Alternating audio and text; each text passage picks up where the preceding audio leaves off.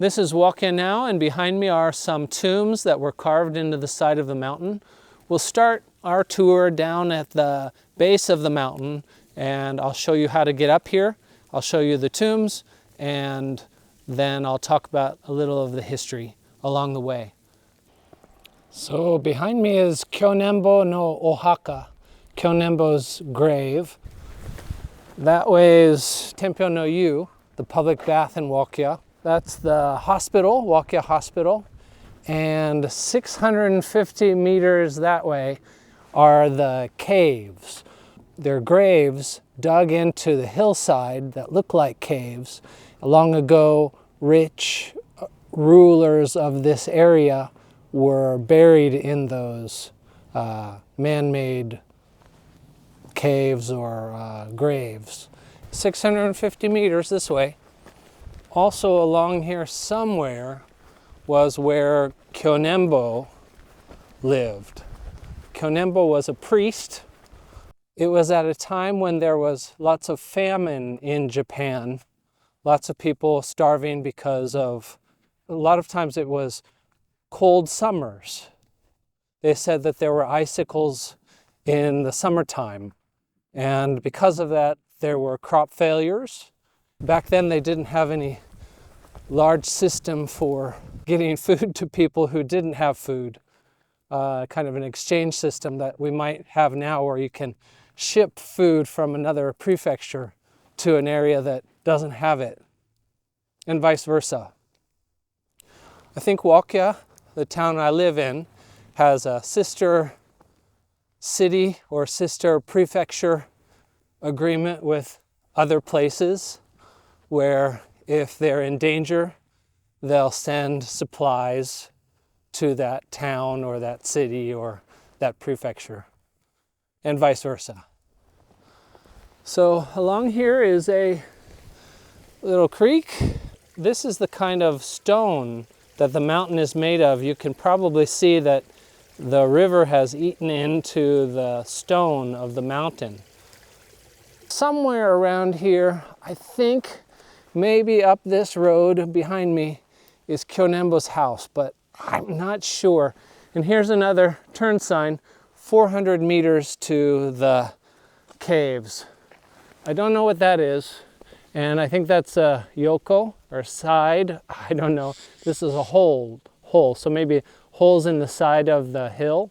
And then this is history. I think is it Surekishi? I'm not sure. And this is, I think, a park. It might be Koen, but I'm not sure.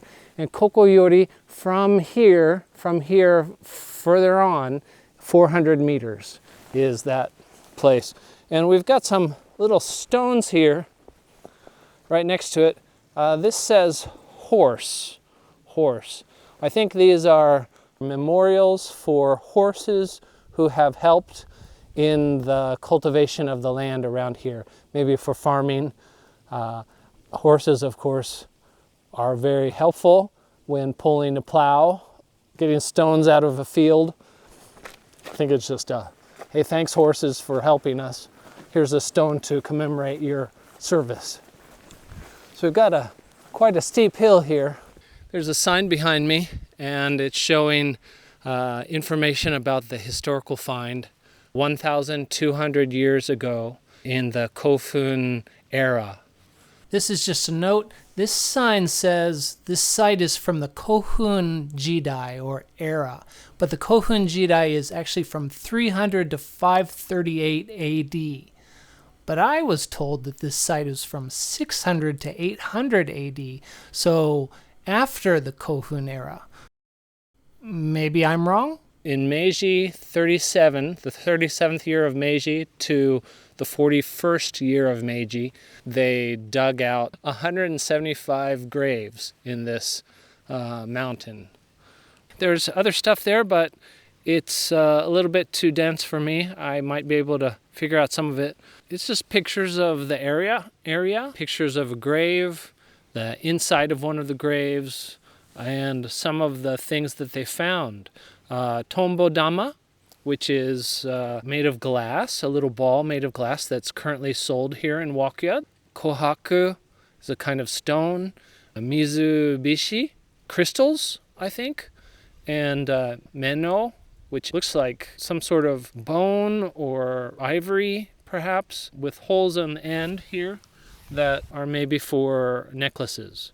So these are some of the treasures that they found when they dug up the people from this era. Just a little bit from that last sign, there's a sign for the park where you make a left and you go up this hill right here. You can come here with your family.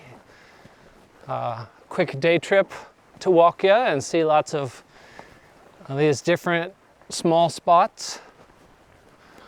Over here in this mountain is where we'll be going. A little bit out of shape or a lot of bit out of shape.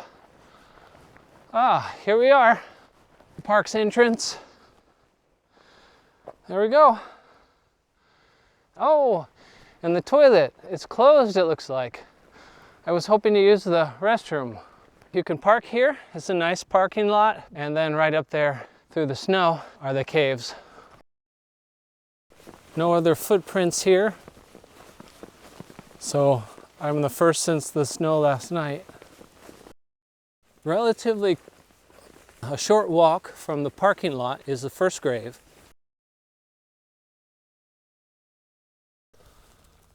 There it is. Well, the next grave is right next to the first one. And this one has a window. Unfortunately, I don't think you can see inside.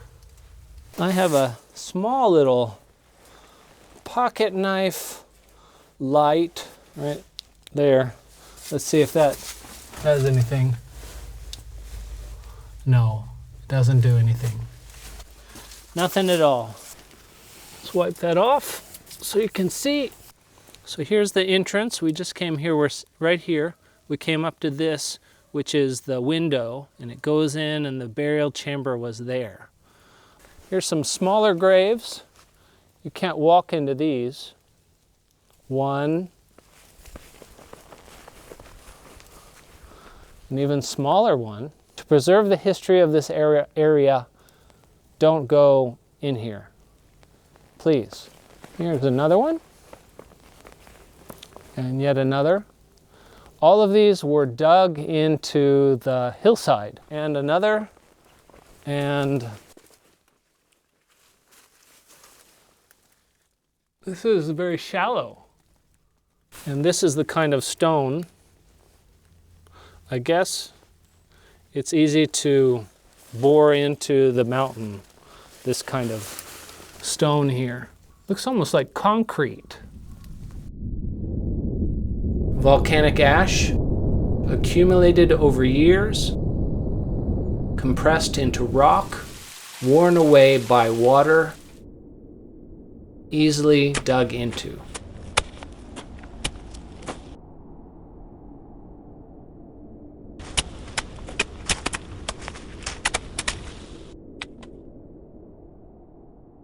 You can go further,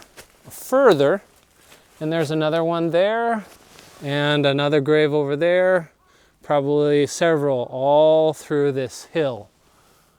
One of my earlier videos, I went to a photo show, a photo exhibit, and somebody had taken a photo of one of these graves at night. It was super creepy. Let's see if I can take a creepy photo. I think that was at night though, so this is during the day. Let's see what kind of photos I can take.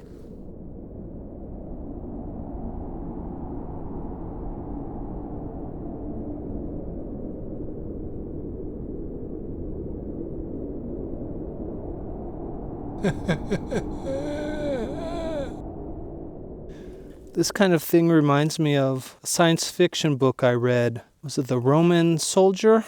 The Centurions, the Roman Centurion? The Centurion? Centurion's Journey? I can't remember. It was about a guy from that era who came in contact with a potion that if you took it and your body became saturated with it, then you could be frozen for long periods of time and then woken up again. The story was about his life and his awakenings and what he did with his time, and such an interesting book. So I recommend that book, The Centurion's something or other, if you're looking for an adventure through time. Okay, the slow way. Time travel the slow way. Wow. I would go down that path right there. Looks like somebody has walked up that path. I see some footprints. Looks like you see? Is that right? I think somebody walked up there recently. And since the snow was recent, perhaps they came up this morning. Interesting. I'd go down that way, but I don't know if I'd run into a farmer's field and then I'd cause some consternation. Is that the right word? I don't want to cause any upset or make anybody fearful or wonder, why is this foreign person walking through my field and around the side of my house?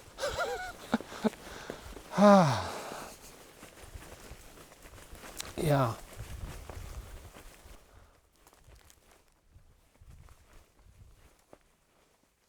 All right, well, that's it. Thank you for coming to Walk In Now. And if you're looking for history, this is a nice example.